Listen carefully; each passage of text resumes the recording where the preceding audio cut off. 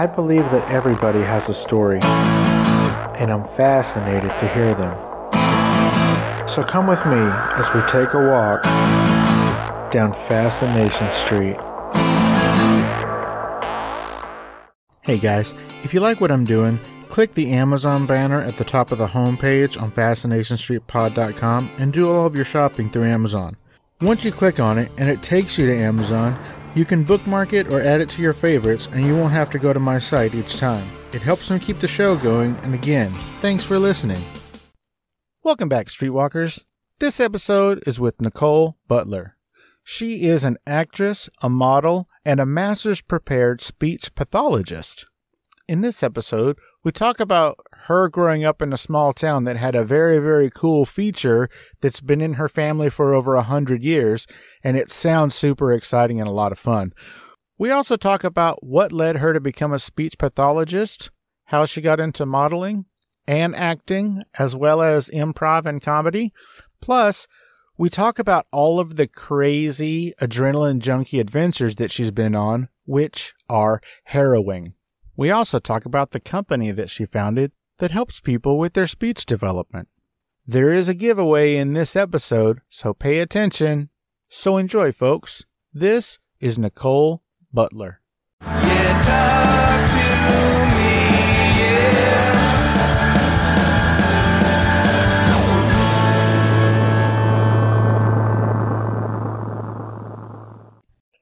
Welcome to Fascination Street Podcast, Nicole Butler. How are you doing today, Nicole? I'm awesome. Thanks for having me. How are you? I am wonderful. Thank you for asking. It's been sort of a little touch and go with our scheduling, but we finally got this down, so let's get right to it. Nicole, where were you born? I was born in Illinois, in Mount Zion, Illinois, a town of 3,000 people. And my cousins have a pumpkin patch nearby. And my backyard was a state park. So it was a really small town life. No stoplights, very safe. Parents could just let me roam and knew I would be good to go until just come home when the street lights are on at 8 o'clock, you know? Nice. Now, I actually have here, I already have your cousin's pumpkin patch. Let's talk about that. That sounds awesome. Thanks for asking about it. Yeah, sure. So, why do they have a pumpkin patch, and do they still have it? Yeah, it's been in our family since the late 1800s. My great-grandfather, yeah, it's pretty cool. He bought, I'm trying to think how many acres he initially had, at least 1,000 acres he bought. What? Was initially, it's kind of a cute story, but I don't know, this is a story that's been passed down for generations, but he was working in Chicago as a doctor. And back then, they would do teeth extraction, or your dentist was also your primary care physician. And so he evidently had pulled a tooth from someone that ended up getting infected. And so he decided he no longer wanted to be a doctor and wanted to move towards central Illinois, where the soil was very sought after, highly sought after for farming. And so he bought like around 1,000 acres, and it was initially corn and soybean. Then they had walnut trees, and about 1950s or so is when it turned into the pumpkin patch, part of it. So 200 of it is pumpkins, and the rest is now corn, soybeans, and walnuts. So let me get this straight. This dude back in the dark ages when, this dude back in the dark ages of the 1800s when pain medication was just a bottle with a cork in it that had 3 X's on the label. Right. Or some whiskey. Right. So he's a doctor / dentist, but the reason that he stopped doing that was because he pulled an infected tooth and he got super grossed out? I don't know about it. No, he didn't get grossed out. He felt that he was a failure as a doctor and didn't want to no longer practice. I don't think he was grossed out. I think okay. Hard to gross out. Yeah, no, not grossed out. That makes way more sense. Yeah. He saw blood and screamed and moved. I was really confused. No, I think people didn't really sue then, but it was sort of like it ruined his name, and he didn't want to do it anymore. So gotcha. Well, and so it's been in our family since then, which is cool. Same family. That is super, super cool. So it's like a straight up pumpkin patch where everybody comes and picks a pumpkin and takes pictures with their kids and all that stuff. Oh yeah. It's like the badass of pumpkin patches because it's massive. They have like hay rides and they have hay mazes and they have a hay maze for adults and a hay maze for children and they have corn mazes and they have characters that walk around. And they've been on Martha Stewart several times for their varieties of squash and pumpkins from around the world, from every country. You know, they have these different pumpkin and squashes. So the weird, the bumpy ones, you know, the goofy looking ones and the really pretty ones that people think, you know, they have all these varieties. And they even decorated the White House when Obama was the president, and they've decorated the Capitol of Illinois and Springfield, you know, where the Cubs play, and Wrigley Field in Chicago. They're pretty cool for a pumpkin patch. They get around. That sounds awesome. Can we just end this interview right now and I talk to them instead? Oh my gosh. Yeah, please. They would love that. They're so cool. That sounds amazing. I saw that. I think I saw it maybe on your social media. I think maybe you had posted something. I'm sure it was around Halloween, but I was super intrigued. And so that's why I wanted to talk about it. And I'm glad that I did, because that's a great story. Yeah. Well, thanks. So you're growing up in this small town, and then I'm assuming that you left that small town to go to college? Yeah, I knew in high school I wanted to be a speech therapist. I had a deaf friend in high school, and I wanted to learn sign language. All right, that's a lot to process. Hold on one second. So you knew in high school you wanted to be a speech pathologist. Yep. And I guess it's sort of as a result of having a friend that was deaf, or is the sign language a completely separate event from you wanting to be a speech pathologist? Yeah, so the sign language came first because just the fascination of how vital communication is and how difficult it can be for so many people, like, definitely pulled at my heartstrings. And just seeing her manage and being around people as a deaf girl, took a sign language class because of that, and then learned about how she was trying to develop her speech. And this is before, there's now cochlear implants are very big and popular. They weren't as popular then, and so she had not had a cochlear implant. Her family didn't feel safe doing it. And just learning about that culture too, because she had a deaf parent, and they often in that community they're proud that they're similar to them, because there's a strong genetic link that if a parent is hearing impaired, then their child can be, not always, obviously. So there's sort of that proud, my child is like me, and it's not a deficit or disorder. It's a wonderful way to live through life. In certain people's perspective, it's becoming less and less. But at that time, it was a decision her family had made. So anyways, yeah. And then because of that, I learned about, she ended up being a speech therapist and did a job shadow a speech therapist at a school and at a hospital. I was like, this is what I want to do. And so I knew where it went before, like, I think it was like my junior year or sophomore year, I knew I wanted to be a speech language pathologist, and checked which schools were the best schools in the U.S. And I went to Purdue, and they're ranked number 2 then, I think, because of their research. And then got my master's at NYU in speech therapy. That's fantastic. My best friend's daughter is a speech pathologist as well. Oh, she is? Yeah. Does she work with adults or kids? She works with kids. Last I checked, she basically works for either 1 or 2 school districts, and she goes to the schools and helps the kids. You know, she has appointments and everything, but she does it at the school. And then I think she's paid by the district. So I think it is, low income schools that, the parents really can't afford a service like that.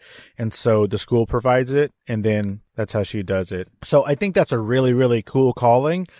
Yeah, thank you. I think that's the Lord's work. You're doing a great job. You're helping people who need your help. I mean, there's all kinds of things that people can do that nobody really cares about. But what you're doing is actually a desperately needed service, in that community, in those communities. So well done. Good on you. Thank you. I appreciate it. Now I started my own company, Speech Within Reach, here. Oh, we're going to get there. In Los Angeles. Yeah.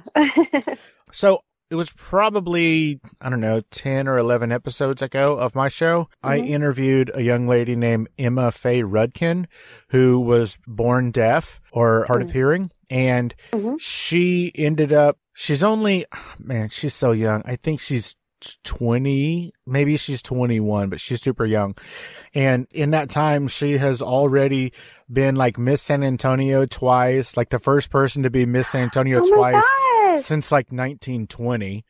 And then she ended up being, I think, the 4th runner-up for Miss Texas. But when she was 17, she started her own deaf charity called Aid the Silent. So she's super into that world also. And it was a very interesting interview because obviously for this one, I was face to face with her. So she was able to read my lips. And also, I think she was wearing her hearing aids, which are a little funky. Hearing aids really aren't all they're cracked up to be, sort of like cell phones and the internet. Everybody acts like they're the saving grace, but, you know, they either don't work or they only work partially or for certain tones. It's very bizarre. But it was a really, really good interview, and I think that you might enjoy it. So when you have a chance, if you're so inclined, look back and check that one out. I will. What was the name of her organization? Because I like being involved in nonprofit organizations. Her organization is called Aid the Silent. They do a bunch of different things, but their main focus is to raise money to pay for cochlear implants and the like, and hearing aids and stuff for the people who can't afford it. I love it. Okay. But then they also started a music festival, which is really cool. It's called Good Vibrations Music Festival. And they have it set up so like the floor, you know, I guess dance floor or whatever that they bring out. Because, you know, they have it in fields and stuff, but they have this giant floor that like pulsates and vibrates with the music. And they have all of these, you know, obviously a bunch of bass speakers and things that put out a lot of vibration. And also, I'm not really clear how it works, but there's some sort of a headset, headphones or whatever, that vibrates and pulses with the music. It sounds really, really cool. Oh my gosh, I love it. Yeah, I remember going to a deaf high school game in college. A deaf high school football game. Thank you. And instead of, you know, blowing whistles, they banged the drum to feel a vibration when they needed to do whatever it was they would do instead of a whistle, which was so cool. Yeah, that's really cool because it's not like they can stomp on the ground because, you know, that you can't, it doesn't reverberate, so you can't really feel it on the field. So I think a drum is a perfect way to do it. And I hadn't really thought about that. Yeah. Very cool. So you're pretty proficient in sign language? Yes. What is your favorite phrase to sign? Yeah. Actually, my favorite sign is turtle. I think it's the cutest thing. Show me turtle. Okay, I'm doing turtle right now. Oh, that is cute.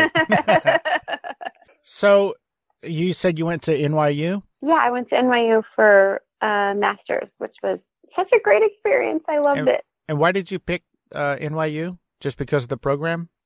Yeah, it's a wonderful program. But for me, I picked it. I wanted to get out of the Midwest. You know, I'm from a small town, and then went to Purdue, which is also in Indiana, and I just needed to see what else was out there, and I wanted to be in the heart of a major city, and so that at Greenwich Village was the place that I picked. I remember going. My dad was nervous for, you know, protective Midwestern father was nervous for me to go to New York to do my graduate program. He's like, why can't you just go here in the Midwest? There's Northwestern, all these great programs. And he's like, well, if you're going to do it on your own, like you need to I had to do an interview first with the staff before you can get into the program. And so he's like, you know, you're on your own. So I flew by myself and did my interview. I remember going, I was so excited just walking through Greenwich Village. And I thought it was the coolest thing ever. I'm like, I'm meant to be here. Well, I think that your dad had ample reason to be nervous because you grew up in a town of 3,000 and then you went to New York City, which has, it's got to be 10 million, right? Or something crazy like that. Yeah. So what was it like for you to make that leap? Well, I was there during September 11th. So I moved there 2 weeks before September 11th happened. So it was more than just a culture shock. I realized how strong I was being there through all of that. For me, it was the best decision I ever made, just for personal growth and just seeing what else is out there. Also just going through the experience of September 11th. And, you know, I was like less than a mile away of the towers, the Twin Towers. I would walk out, and had been there for 2 weeks, and I walked out and oriented myself. You know, school started the end of August. I would be like, oh, the south is the Twin Towers, the north is the Empire State Building. And yeah, I remember walking outside that morning and had seen the one tower was already fallen, and just one was up, and I could see that there were people jumping out, and it was this very traumatic experience. So I have had a few people on the show, it's a surprising amount really, who were there that day. And so I always ask, can you just briefly, I guess, I mean, if you feel like it, if it's too difficult, I understand. Sure, I can talk about it. But yeah, if you could just, briefly walk us through, say 2 or 3 hours of that event in your life. I was getting ready. I had an audition. I was doing modeling stuff then. And so I had an audition in the morning and getting ready. And I had a roommate whose father had called saying, turn on the television. So we turned it on and saw that one tower had been hit and thought, like everyone else, like, well, that's weird. How does a plane fly into a tower? Then, eventually seeing the second one hit. And then that's when we went outside to see, like, we're like, this is right. We could, from our balcony, have a partial view. So we went outside to see, we were on 3rd and LaGuardia, which is just south of Washington Square Park. And so we went outside to see what was going on. And I remember there was this, on LaGuardia, it's a perfect view of the Twin Towers. And I have a picture of my apartment building and just the one tower standing. And this guy came up to me that was shaking me, saying, can I use your cell phone? Like, I'm late for work. He had got out and he said, the subway stops me here. Like, let me use your cell phone. Like, I work on the 181st floor. Everyone were naming floors.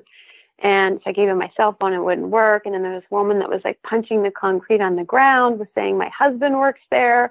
He's on the 68th floor. And, just the conversations of people around, people are just panicking because we're just looking at this building and we're like realizing that people are jumping and then it's on fire, and just this state of panic. And from there, it's kind of a long story, but the short version is we went back inside and they had closed off. I forget the exact closures, but it was like maybe 18th Street South and we were on 3rd Street. They had a blockade, so no vehicles could get in except for emergency vehicles. And there were always helicopters that were around that we could hear, all through the night. And then they moved the blockade south, a little bit more south, but it was still blocking. So we couldn't really leave if you left.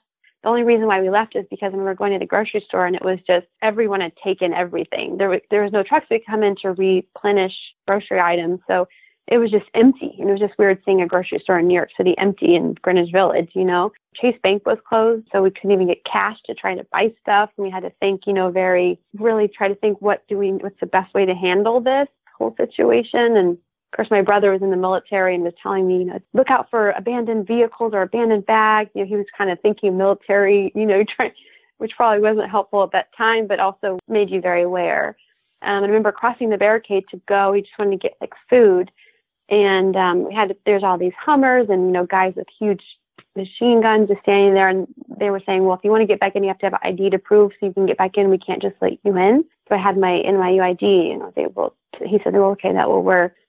And it was intense. And they dropped letters. I lived in a high-rise building and they dropped letters under our door saying, is anyone still in the building? There's asbestos that we're worried about. We just want to see who's still living in the building during this time. We want to let you know not to turn on your air conditioners. It was just chaos. And of course, my parents are panicking. My dad wanted to come get me in the first couple of days. He couldn't even drive on the island. They blocked off on Manhattan Island. You couldn't get in through the bridges. So he's like, I can't even drive. I can't fly to get you. And, he wants to help. Couldn't even talk to me on the phone. He was so upset because men in general just want to fix things. And my mom's a therapist, so she's talking me through it. He was, of course, great through it. But yeah, it was definitely traumatic. I also realized through that, like, how strong I am. And New Yorkers in general bonded. You go to the post office after that, and they're asking you, how are you? Did you know anyone in the building? Meanwhile, for the first 2 weeks I was there, people at the post office wouldn't even interact with me or look at me when I was trying to, send stuff home. And then just people's attitude changed in class. Everyone just bonded. And those people, are my best friends that I was with went through that experience with. So. Oh, you're still friends with some of those people? Oh, yeah, for sure. Yeah, it's like very bonding. Wow. Well, thank you for sharing that. I appreciate that. You're welcome. So back to your speech pathology. You are a master's prepared speech pathologist, right? Yeah. What is the difference between a speech therapist and a speech pathologist? Nothing really. I think most people just know the term speech therapist. Speech language pathologist is what our degree says. If you're at the master's levels and you're board certified, then it's all the same. You can be called either or, but there's also assistants, and sometimes assistants aren't called speech language pathologists. They're more called speech therapists, but they're a bachelor's level. Many states don't have assistants, so I don't know. There's not that much different. I think the more clarity with speech language pathologists is with pathology you can diagnose, and with it shows that there's a language piece because people don't realize how broad speech therapy. They just think what you're saying and how you're saying it. If it's accent or voice, but it's very broad. We can talk, help children with learning disabilities or expressive language delays, receptive language delays, receptive meaning, what they're comprehending from what you're saying, what information they're able to understand. And so it's just very broad. So it kind of helps explain that a little more, I guess, but it just sounds a little fancier, basically. Speech language pathologist versus therapist. Gotcha. Do you work with kids or adults or both? I used to work with adults with strokes and Parkinson's and ALS and such, and do x-rays in the hospital for swallowing to determine what kind of means of nutrition they can have. But now for the majority of my speech therapy career, I've been with pediatrics. And so I drive to families' homes. My company is Speech Within Reach, and we help everything from stuttering to autism to we have deaf, we have cerebral palsy, we have just children that I have lists. It's a broad range of anything with children. Tell everybody a little bit more about your company, Speech Within Reach. Why did you start it, and where can they find you if they need help? So the website is speechwithinreachla.com or speechwithinreachtherapy.com. And the reason why I started it was because there's just such a demand, well, especially in Los Angeles, but I've lived in New York and Chicago and LA, and kids these days are loaded up with after school activities. And so the last thing that a family needs is then to drive to another event or another appointment for their child. And so we come to them, which is more convenient. And the benefit of that, which I've also seen, is when you're in someone's home, you're able to customize what their needs are and goals, and progress is made so much faster because a specific example is, say a child is just a late talker, a 2-year-old hasn't spoken yet. And the words that I'm using, if they're coming to a clinic, you're only there 1 or 2, maybe 3 times a week for 45 minutes. And, you're using the words within that clinic, which is a small percentage of things that they actually see or may never see. So you're using a farm, you're using, toys that are specific to whatever's in the room. Whereas when you're in a home, you can use the dog's name, the sibling's name, the toys that they love and play with on a regular basis in their room, in their house, food that they eat, that mom will give them applesauce, or maybe they love Cheetos or whatever is specific to their environment. And they're there the majority of the time, especially if they're 2. So we're utilizing words that they see and vocabulary that they're around more frequently. So it just makes progress so much faster. And if a child has something a little more significant, such as autism, their environment it helps them feel more safe to have an environment they're familiar with versus changing their environment. And if the family's in the home, you can utilize things they have in the home instead of giving them activities to sheets and papers to use. They're using already objects that are in the home, so they don't have to make much change. It's an easy transition to incorporate the therapy. That makes a lot of sense. Now, you said we. Yeah. Is it more than just you? Yeah, I have 3 other speech therapists. Oh, awesome. Now, do you have any advice for parents as far as what to look for to even determine if they need to pick up the phone and get their child diagnosed? It's very broad. I do have developmental milestones on my website, speechwithinreachtherapy.com. There's milestones on what to look developmentally would be appropriate. By age 1 is when your child has their first word. And by age 2, they're putting together 2 words. So car, want, or blue car. They know their colors. It's real specific to what their needs are. So also if a child is, lisping, there's, specific, sounds to listen for that may be irregular that you can prevent. And with articulation delays such as a lisp, so saying your S's or R's different, which is actually really common in the English language. R and S are the trickiest ones. They're stubborn sounds. So there's a list of the articulation delays on there too. Gotcha. Thank you for pointing that out. Everybody who might be curious, go check those indicators on the website. So thank you for that. Now let's move on. Let's move on to something else. Yeah. You said earlier when you were in New York, you were doing some modeling. When did you decide to, I guess, move to Los Angeles? And also, if they're not the same answer, when did you decide to get into acting?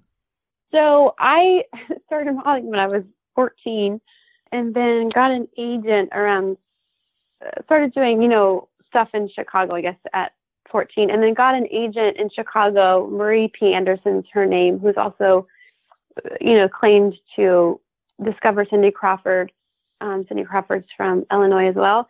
And her agency was called Aria. So I signed with them a couple years after that. Started doing modeling then. And then when I went to, it was always like fun and exciting. I always loved it. But I knew that I wanted to get a degree and help children because I knew that was something that really excited me as well. And then when I went to graduate school in New York, there's just so much opportunity for modeling that it was a nice way as a student to pay bills and trying to live in New York City after, moving from the Midwest. And so my agent, Marie P. Anderson, helped me transfer to New York and got me an agent there. And then while I was there, I started getting into commercials. I took improv and sketch comedy classes and stand up and realized how much I loved comedy and how excited I was and looking forward to the classes. And then my agent started having me audition for TV and film and commercials. And I also enrolled in classes at NYU for acting as well, because they have a wonderful theater program, and just sort of fell in love with that. And then I moved actually to Chicago after that, worked in a deaf school. I booked Boss, which was Kelsey Grammer's show, playing his campaign staffer. That was your first gig? Yeah.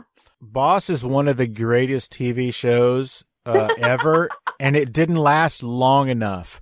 I loved that show. I think it was only on for 3 seasons. Yeah. Did you actually get to work with the legendary Kelsey Grammer? Kelsey? Yeah, I did. I had scenes with him. Now, he was great. I will cut this out if necessary, but I have heard that he has a sort of a penchant for maybe not keeping his hands to himself.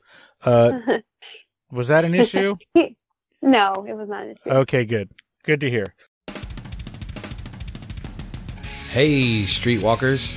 Well, you're not literally streetwalkers, but now that I've got your attention, I am Stephen O'Reilly, and I have a podcast called The Bar Star Podcast. And since you're listening to the Fascination Street podcast, I think you should check out my show. It's just as interesting without all the famous people, because Steve has connections that I just do not have. But if you dig podcasts about music, working musicians, and other random shit that I decided to talk about, based around music, of course, because that's what I do. I'm a working musician for the past 30 years, then you need to check out the Bar Star Podcast. You can get it wherever you get your podcast, on any platform, and make sure you check out barstarpodcast.com. Now back to the one and only Steve Owens and whatever the hell he was talking about.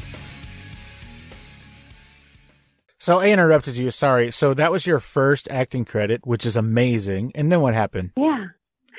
And then I was in an ongoing improv sketch comedy group and booked like Comedy Central show, just playing fun. I love doing character stuff.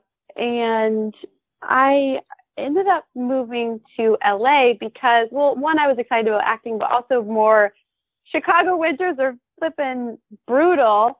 It was like one of the worst snow storms until last year. Right. Yeah. It's like every year they're like, it's the worst ever. So I'm happy I moved.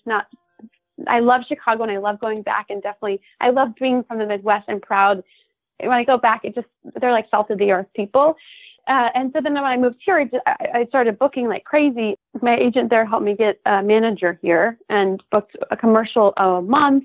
I booked a Comedy Central a show called Aspen. I played a news reporter with Tourette's. And from there, since I played Melania Trump on Jimmy Kimmel, and I was a double agent on NCIS, so I love like drama and comedy. So it's been good. I just played Gilda Dent, who's Harvey Dent's wife, in a Joker film. Joker film? Yes, feature film. Called I think there's still trying to find the name. I think it's the Clown Prince. It was Joker Rising, but I think they're doing Clown Prince. Who plays the Joker in this particular version? Dylan Hobbs. Interesting. Yeah. So I guess there's a few Joker movies coming out like all at the same time here pretty soon. Yeah. That's very interesting. And actually, I was going to ask you to tell me about the time you were married to Harvey Dent. So what was it like to work on that property? Oh, that was really fun. I mean, Chris is amazing. He's so real, like where he goes, that it's so easy to work with him.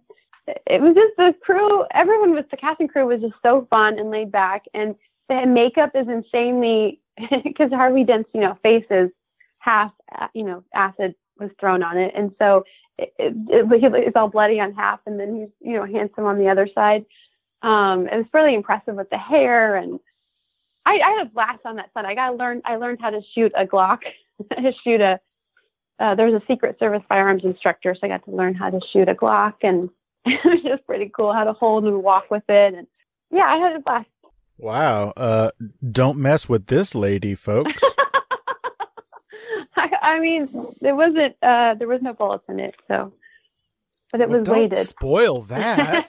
Now people are going to mess with you. They're like, she may have a gun, but it's not loaded. So you've taken improv classes with the Groundlings and Second City, is that right? Yeah. And what would you say is the major? UCB. Oh, UCB also. UCB and IO, actually, done all the big four. Oh my God! Now IO is defunct now, right? Is that gone? You mean in LA or just in general? Like, it definitely exists in Chicago. It's huge in Chicago. Oh, maybe it's just the LA location I was thinking of. Yeah. So what would you say is the biggest difference between all four of those instructions? Well, I would say IO and UCB are very similar. They're definitely improv, not character work, and more witty, sort of dry humor, whereas Second City and Groundlings are a lot of character, big acting roles, and sketch comedy more, which, like SNL prepared skits that are already written. Got you. So less off the cuff. I mean, still improv, but more of a pre-written sort of a learn the beats kind of a thing. Yeah, definitely UCB and IO are known for their improv, like nothing prepared. You give them a topic, you say tomatoes, and then they go into a whole thing about tomatoes. Got you. Let's talk about some of the crazy, crazy stuff that you do in your spare time because for some reason you think it's fun. What the heck is ice climbing? Oh, gosh. Ice climbing is amazing. That's one of my favorite things I've done. Well, there's basically an ice wall, like as if you're mountain climbing. And you want it to be thick, strong ice because you're putting ice axes into it to hold your body. But you wear crampons on your feet, which they're like blades that stick straight out to dig you into the ice wall and support your body. And you use ice axe with your hands to support as if you're climbing with your hands. The reason why I loved it was because it was one of the few times, I think, in life that I was so present. I couldn't think about anything else besides sort of survival and what was the next move. And so I wasn't like, I should send this email or, I need to call so-and-so. I was just totally present. Where did you do that? I did it in California near Big Bear. So it wasn't like there's a facility that has like a pretend ice wall. You were like on the side of a mountain? Yeah, I was on the side of a mountain.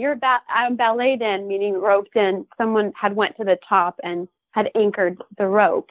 That's a professional that I trusted. That is insane. Also, why in the heck would anybody ever swim with sharks? And were you in a cage when you did it? Yeah, I was in a cage. It was so cool, though. It was in South Africa in Cape Town near a place called Seal Island where there's tons of seals. So great white sharks love seals to eat. And I went with a nonprofit organization and they did it a little ghetto. They went a little cheap on some stuff, which is not ideal for being in a cage with great whites. The organization is trying to protect and study great whites. And so what they did, first of all, had 60 people on a boat. I wasn't expecting that many people to need to go cage diving during that time. And so they just slapped on a cage on the side of the boat. And they're like, just jump on in when you're ready, 4 at a time. And it was quite a snug cage. Did you say 4 at a time? 4 in this narrow, like rectangle cage. Yeah. And are you in like full scuba gear, like a wetsuit and a tank, or are you like in a bikini? It's funny you bring that up. Well, they were out of snorkels, which the water is chummed. And so they said, if you want to get air, we're out of snorkels, grab onto the side of the cage, pull yourself up to the top of the cage where there's some air. Meanwhile, the water is chum, so it's fishy and gross. So it's this ridiculous situation. And, you know, who wants to put their hands on the cage, their fingers outside of the cage? And Not also, this guy. it's rocky. It's very rocky waters because it's Seal Island, and there's so many great whites and seals that it makes the water very bumpy. And so there's not always air at the top that you can go up to. Sometimes it goes under. So you have to wait until it, you know, goes back up and you can pull yourself up to get air. But we did have a wetsuit on. I'm going to have to backtrack for a second. Now, I thought it was just sharks. Did you say great whites? Great white sharks. Yeah. Yes. I was under the impression it was just like pretend little baby plastic sharks. But No, you're talking there about like Bruce from Jaws? That dude was there? Yeah. Well, they actually measured one was 18 feet. Nope. Absolutely not. Right. Fair enough. To each their own, like not for everyone. I loved it. I was really excited about it. I wasn't scared because the thing that I was disappointed about was that it was hard to breed. That was more my concern. I wasn't scared because the sharks could have cared less about our cage. They were so into the seals. But what the people did that were, you know, hosting the cage shark event, they were throwing this seal that was fake. It was just the skin of a seal, and they were throwing it in kind of like a cat that's playing with the string. You know, the cat will throw the string, and then the cat will go for the string and they pull it away. So they would throw this seal, it was on a rope out there, and the sharks would go and dive for it to eat it, and they'd pull it away. So that's how they got they got the sharks near our cage. Was they would, and the sharks would bump into the cage. But they didn't care about us. They wanted the seal thing, but it was still a little nerve-wracking. Oh, hell no. Now, did you just happen to be in Cape Town, or did you like fly from Los Angeles to Cape Town specifically for this event? I did not fly for to be in a cage near sharks. No, I flew because I wanted to be in South Africa and check out what it was like to be there. I love Africa. I've been there many times. So you flew over there just to go for a vacation and check the place out, and you were like, well, shit, while I'm here. Yes, exactly. It was I did also did Kruger National Park and saw lions and giraffes and rhinos, and it was awesome. You're an insane person. I'm glad we didn't figure that out until, 45 minutes in, but you were an insane person. Oh my gosh. So now tell me about maybe the most magnificent thing. Tell me about climbing Mount Kilimanjaro.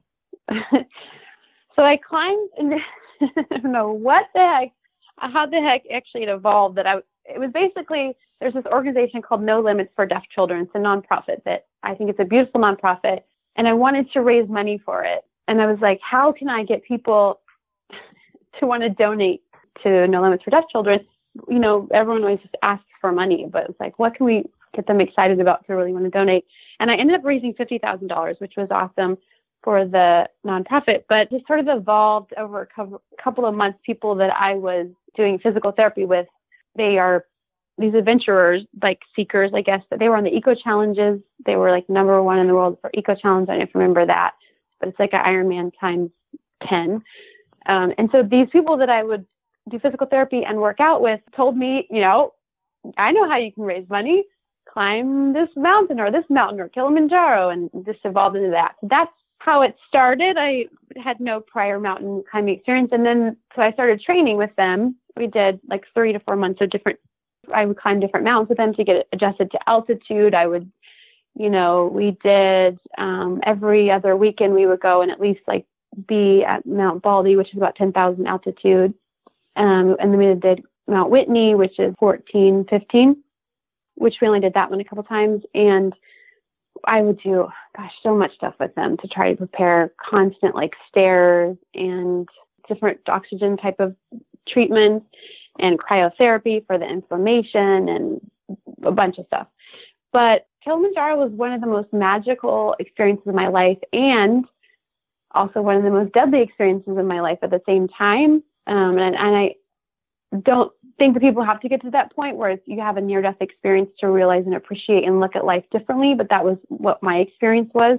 First day, it starts out, you're in a rainforest and it's beautiful, and you see these monkeys and, animals and all these happy creatures basically in the rainforest on the bottom of Kilimanjaro. That's what the climate is. And then as you move up, it gets colder and colder. And it took us 5 days. And by the fourth day, you're pretty miserable. It's sleeting and hail. It's a glacier on top. So that's how the difference in temperature. And we did have porters that were carrying and helping us with food and, places to sleep. Like which was Sherpas? nice. Well, yeah, you're not supposed to say Sherpa. I guess only Sherpa if you're in, only porter unless you're in Tibet, I guess. Gotcha. Sherpa is like an offensive word. I don't suppose it's offensive. I don't fully understand it, but it's a little offensive. My apologies to all the porters out there. Yes. And so Kilimanjaro is just under 20,000 feet. It's more of a trek, a hike. You don't need a rope. You don't need to be balleted in. There's big rocks on the very top. But by the last night, we left at midnight and we summited the top at 8 a.m. You have like a headlamp on you, and there was 4 of us and only 2 of us made it to the top. And the other person that made it was Valerie, who ended up saving my life, but she was my trainer. So she had climbed Kilimanjaro 5 times. And the other 2, that was on their bucket list, and they didn't make it. They had to be taken down because the altitude, they were getting dizzy having all these symptoms and couldn't walk and such. So anyways, I blacked out around 5 a.m. and she had to take these people down also. And then come back up and see me. So she didn't know exactly what was going on. I was with another guide they call them Tanzanian guides from Tanzania. And so I was with this Tanzanian guide, and evidently he was holding, we know this now, he was holding the back of my jacket. I was falling down, collapsing because of the altitude, and he wasn't telling anyone. And I also know that they get a bonus paid to get you to the top. So that's a motivation for them to get to the top, even though I was collapsing and passing out, and I just kept going. And when I got to the summit, there's a picture, and I'm leaning against the summit sign, just leaning. And I was taking off, it's a glacier, and my body was overheating. And so I was taking off, your top layer, and then you've got a fleece, and you've got a puff, and you've got, I was taking off everything except for my base layer because I was overheating.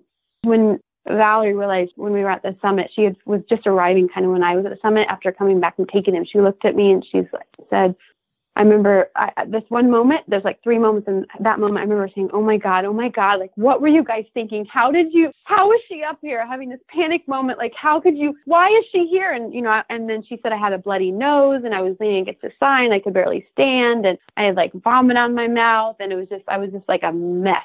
She said, I was looking at her and said, am I going to die? And she's like, no, we're going to take care of you. You're going to be okay. And she's like, get her down now. And she's yelling at them, trying to get everyone to coordinate. And they were just clueless. And also the translation, they didn't understand because the guides aren't necessarily trained.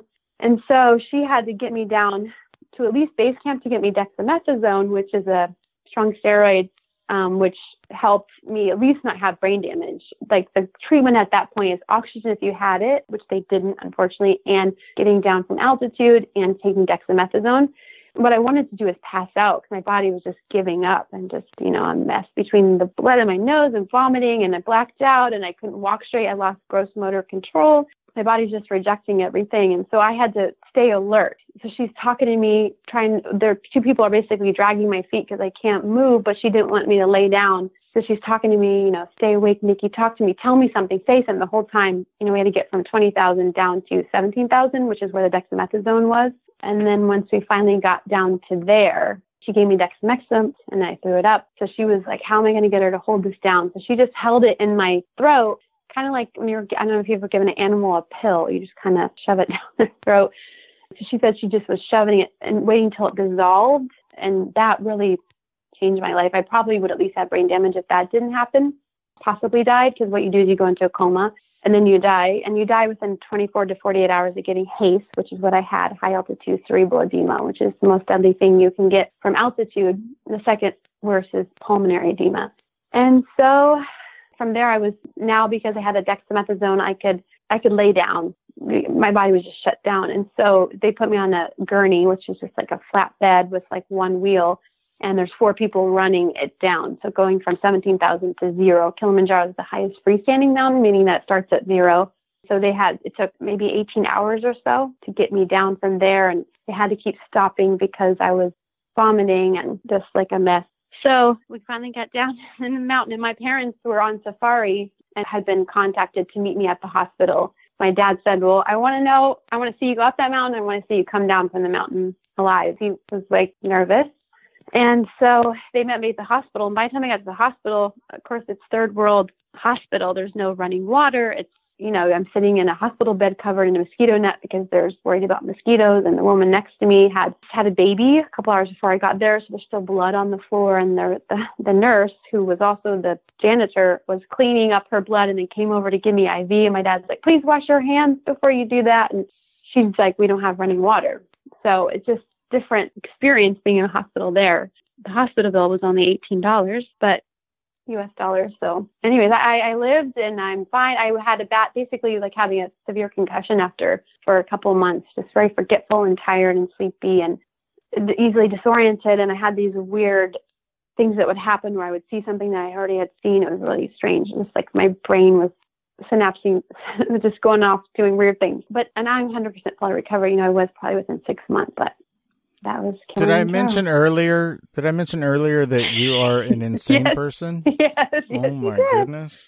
Now, when I was a kid, I would do different things to raise money. I did the jump rope-a-thon and I did the read-a-thon where you like read as many books as you can. But I mean, I never even thought about trying to raise money by taking a perfectly good person and getting everybody to basically place bets on whether or not you're going to fall off the side of a mountain.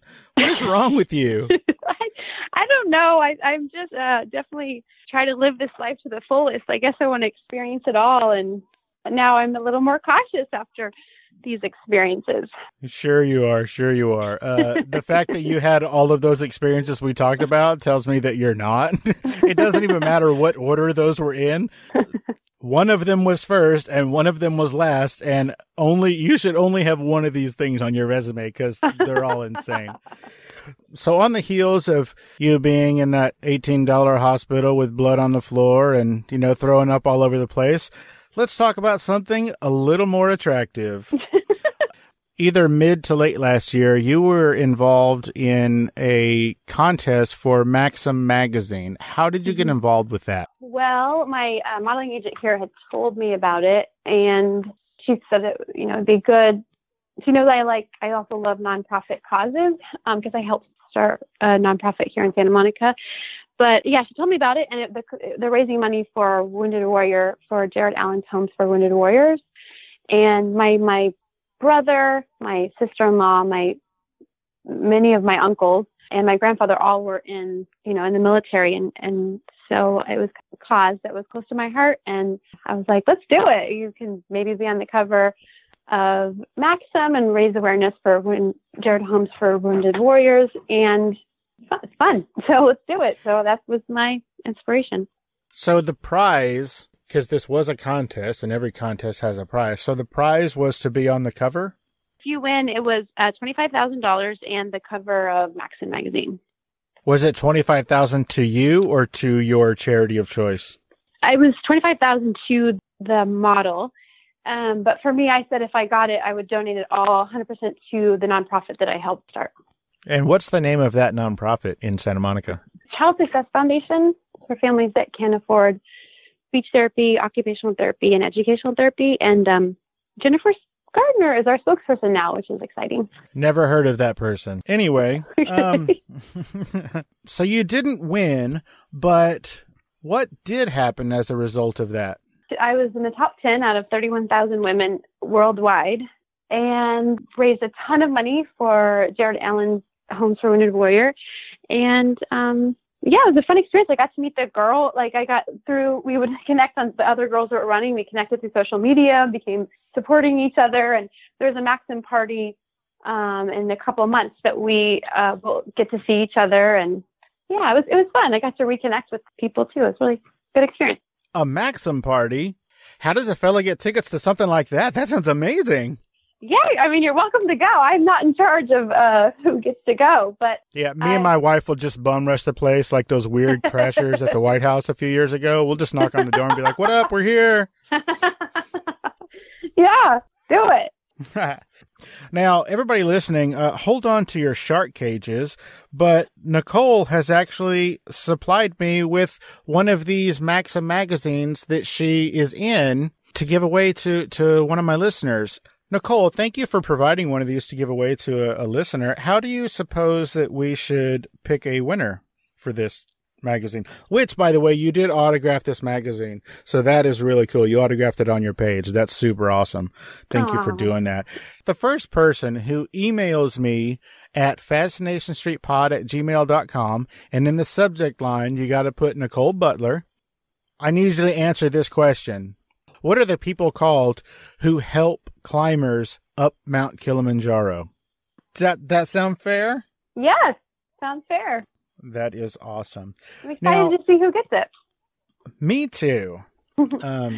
Because this is a wonderful magazine, and there's a lot of cool stuff in here. There's actually really good articles.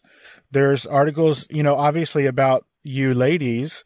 And, these pictures of the ladies are nothing to overlook. But then also there's wonderful articles about tastemakers and bars and all kinds of really cool stuff around the world. So this is a really cool magazine. Well, and it's made well. I was impressed with the quality of the, it's not like the flimsy People magazine. It's like a proper cover. Yep. You are correct. It's almost cardstock. I mean, this is a really nice and well put together magazine. You are correct. Now, Nicole, I have kept you for what seems like far too long, and so first I want to thank you for that. You're welcome. But then I also want to ask you, before I let you go, is there anything that we didn't talk about or that I didn't ask you that you wanted to talk about? No, I think we covered a lot of good, fun stuff. I enjoyed talking with you, Steve. Thank you for having me. It's such an honor. It's been fun talking with you. It was a lot of fun getting to know you and how you're clinically insane.